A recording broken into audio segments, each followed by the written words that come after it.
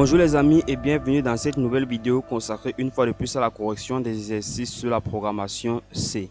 Ok, donc dans cette nouvelle vidéo nous allons parler du chiffrement de César. Mais avant de commencer, je tiens à dire que si tu n'es pas encore abonné à la chaîne ou tu n'as pas encore activé la cloche de notification, c'est le moment de le faire afin de ne rien manquer de nos prochaines vidéos. Ok, donc maintenant nous allons nous lancer dans la rédaction de notre fonction de chiffrement de César. Ok, donc voilà, cette fonction elle ne va rien nous retourner. Ok, donc on la marque en void. Ok, on va l'appeler tout simplement chiffrement et à l'intérieur elle va tout simplement prendre notre chaîne de caractères qu'on souhaite chiffrer. Ok, donc voilà, petite erreur à ce niveau, je place là mon caractère que je vais, ma chaîne de caractères que je vais appeler tout simplement test.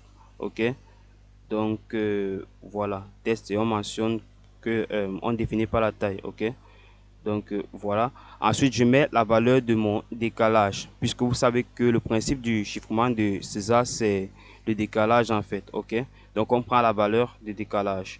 Et maintenant, qu'est-ce qu'on va faire? On va tout simplement utiliser une boucle for. On déclare d'abord notre i qu'on initialise à 0.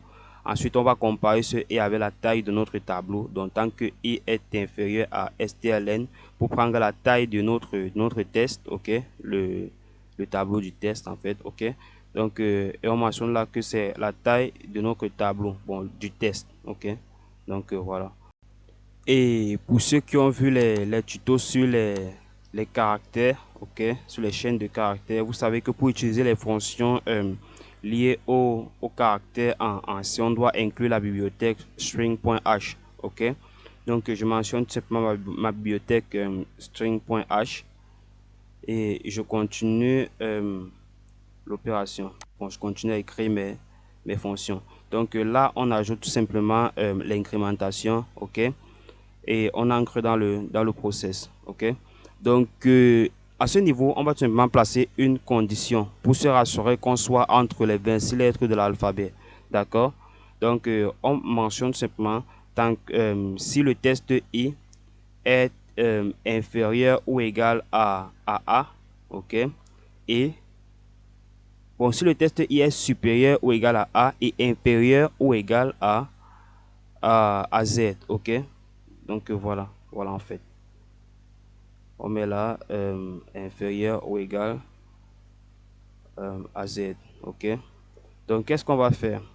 Ce qu'on va tout simplement faire, c'est appliquer notre décalage. Donc on va transformer ce test là, le test à cette position, à la position i, donc l'élément à la position i, on va le décaler à la position i. Ok, et on va le décaler et on le décale en partant de a. Donc on va d'abord prendre a, on signale a ici là, et maintenant on effectuera notre décalage. Et maintenant, ce qu'on va faire lorsqu'on va le décaler, c'est se rassurer. Et on va le décaler tout en se rassurant qu'on restera dans les 26 lettres de l'alphabet, d'accord?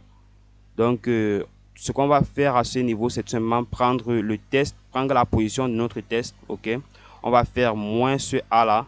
Donc, sachant que ça va essayer de convertir en quelque sorte. Et ensuite, on va additionner cela à notre décalage, ok?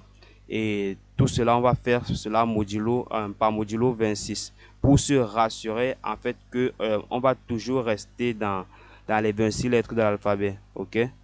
Donc voilà, j'espère que ça a été assez clair. Et si vous avez des préoccupations à ce niveau, n'hésitez pas à mettre cela en commentaire.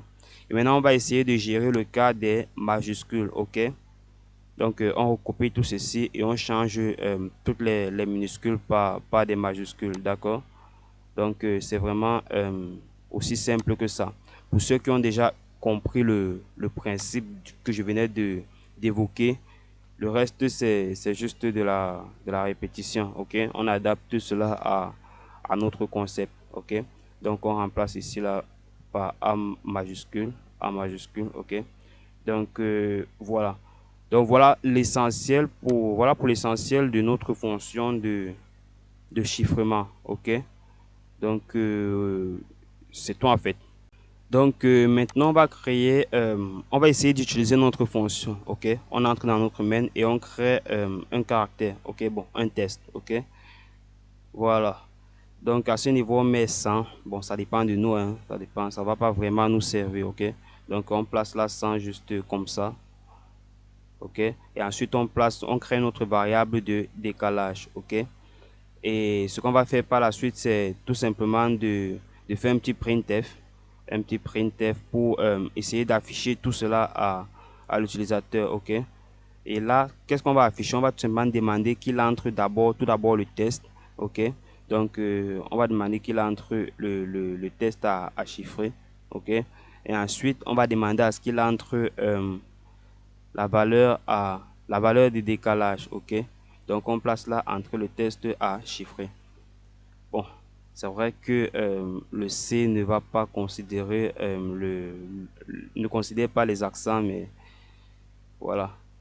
Je sais pas comment vous allez adapter ça de votre côté là-bas, mais l'essentiel c'est que tout le monde puisse comprendre et qu'on puisse tous avancer ensemble, ok.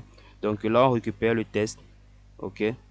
On récupère le test, on va tout simplement copier ceci et coller, et on va faire la même chose avec le décalage, ok. Donc on va tout simplement lui demander d'entrer la valeur de décalage. Donc voilà, ok.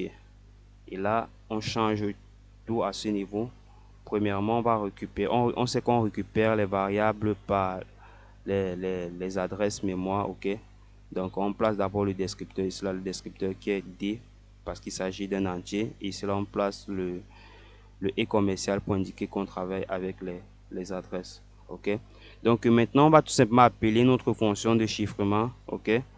On va appeler notre fonction de chiffrement et on va mettre le test qu'on souhaite chiffrer, ok.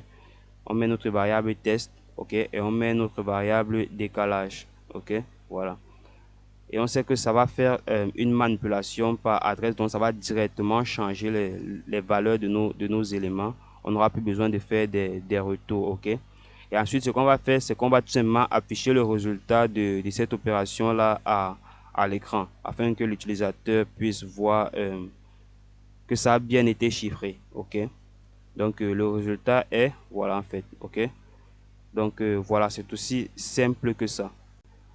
Donc maintenant on va essayer de compiler pour voir si on n'a pas fait quelques erreurs. Ok, voilà une petite erreur que j'ai eu à faire à ce niveau. Bon, l'erreur c'est quoi?